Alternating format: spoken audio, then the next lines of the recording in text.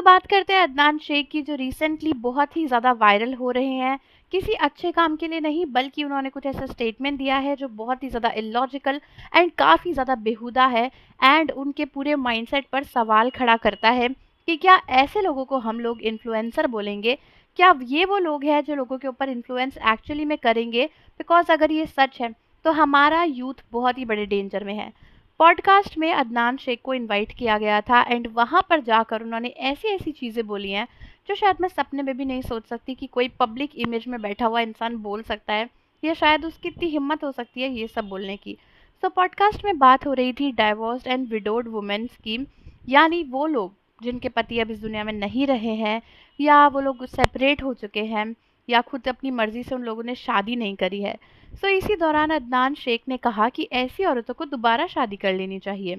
लेकिन जिस बात ने सबसे ज़्यादा गुस्सा दिला दिया, वो था उनका उन्हें पब्लिक प्रॉपर्टी बोलना।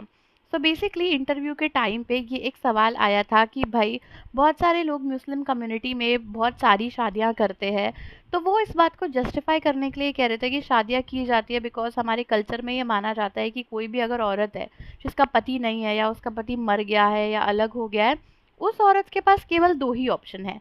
या तो वो किसी से शादी करके इज्जतदार जिंदगी जिए, इस बात पे फोकस करना, इज्जतदार जिंदगी जिए, या फिर वो एक पब्लिक प्रॉपर्टी बन जाए। एंड वो इंटरव्यूअर से सवाल करते हैं कि आपके हिसाब से क्या सही है।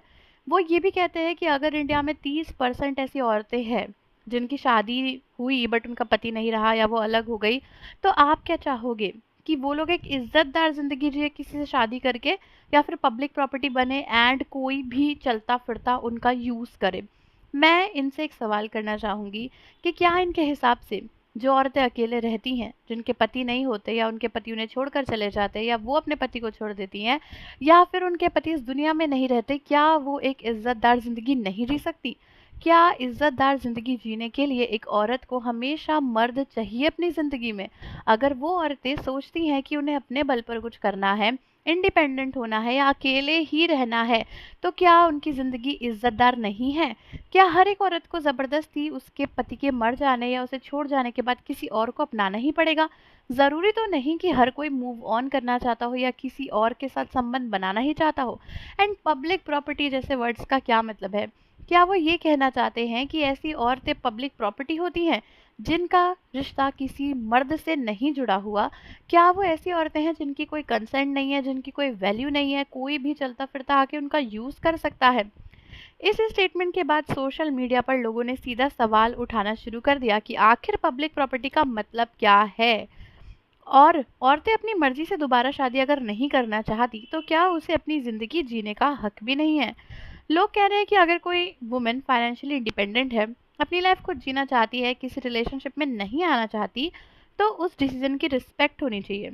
शादी कोई मजबूरी नहीं है, शादी एक चॉइस है, और चॉइस का मतलब ही होता है कि इंसान हाँ भी बोल सकता है और ना भी। इंटरनेट पर लोगों का कहना है कि पब्लिक प्रॉपर्टी जैसा शब्द किसी भी औरत के लिए यूज़ करना सिर्फ गलत ही नहीं, बल्कि बेहद अपमानजनक है। और सबसे बड़ा सवाल ये उठ रहा है कि कल को अगर किसी की माँ, किसी की बहन, या किसी की बेटी विडो या डिवोर्स्ड हो जाए, तो क्या उनके लिए भी यही सोच रखी जाएगी? क्या अदनान के साथ अगर ये होता है, तो वो भी अपनी फैमिली में यही कहेंगे? क्या उन्हें भी कहा जाएगा कि या तो शादी करो वरना तुम पब्लिक प्रॉपर्टी हो? और अगर कोई औरत अपनी मर्जी से अकेली रहना चाहती है, अपना करियर बनाना चाहती है, बच्चों को खुद पालना चाहती है, या सिर्फ अपने टर्म्स पर जीना चाहती है, तो उसमें गलत क्या है? क्या उसका कंसेंट मैटर नहीं करता? क्या उसकी चॉइस की कोई वैल्यू नहीं है? लोगों ने कहा कि ऐसे स्टेटमेंट सिर्फ ओपिनियन नहीं होते। जब लाखों फॉलोअर्स वाला इन्फ्लुएंसर बोलता है, तो उसकी बात कई लोग सच मान लेते हैं, और कई इसी वजह से उसी तरह की सोच को नॉर्मलाइज भी करते हैं। एक और बात जिस पर लोग बार बार जोर दे रहे हैं कि औरत कोई ऑब्जेक्ट नहीं है, ना किसी की प्रॉपर्टी है, ना ही उसकी रिस्पेक्ट किसी रिलेशनशिप स्टेटस से डिसाइड होती है। चाहे वो सिंगल हो, डाइवोर्स्ड हो, विडो हो, शादीशुदा हो, हर इंसान को अपनी मर्जी से जीने का उतना ही हक है। वैसे ये पहली बार नहीं है जब अदनान शेख कंट्रोवर्सी में आए हैं, इससे पहले भी उनकी शादी को लेकर काफ़ी सवाल उठ चुके हैं। रिपोर्ट्स और सोशल मीडिया क्लेम्स के मुताबिक उनकी वाइफ शादी से पहले एक हिंदू थी और बाद में इस्लाम एक्सेप्ट किया। इस बात को लेकर भी काफ़ी डिबेट हुआ था। इसी पॉडकास्ट में अदनान ने अपनी वाइफ को लेकर भी कुछ कमेंट्स बोले थे, जिसको सुनकर आप क्लियरली समझ ही सकते हो कि उनका क्या माइंडसेट है। उन्होंने ये बोला कि उनकी वाइफ आज भी बुर्का पहनती है, पूरी तरीके से ढकी रहती है, एंड उन्होंने कमेंट किया कि कई लोग शादी में तो अपनी वाइफ का फेस छुपाते हैं बट बाद में रिवील कर देते हैं, छोटे छोटे कपड़े पहना के उन्हें घुमाते हैं, एंड ऐसे लोगों को नरक में भी जगह नहीं मिलेगी। उन्होंने खुद को ये कहते हुए जस्टिफाई किया कि उनकी वाइफ का फेस शादी में ढका हुआ था एंड आज भी वो पूरा ढका हुआ रहती है, वो कभी भी उसको लोगों के सामने नहीं लेकर आएंगे।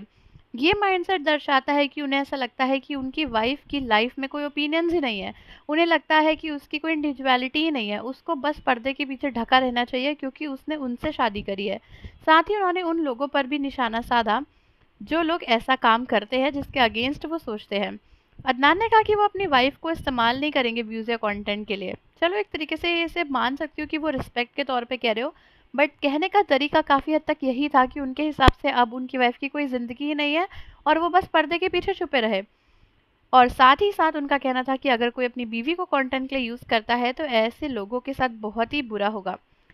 लेकिन अब सोशल मीडिया पर लोगों का फोकस सिर्फ इसी बात पे है कि एक ऐसा इन्फ्लुएंसर कुछ भी बोलता है पब्लिक प्रॉपर्टी जैसा, तो कितनी बड़ी बहस हो सकती है। अब इस पूरे मुद्दे पर आपकी क्या राय है, कमेंट करके ज़रूर बताना। और ऐसी ही वायरल कंट्रोवर्सीज और ऑथेंटिक अपडेट्स के लिए चैनल को सब्सक्राइब करना मत भूलना।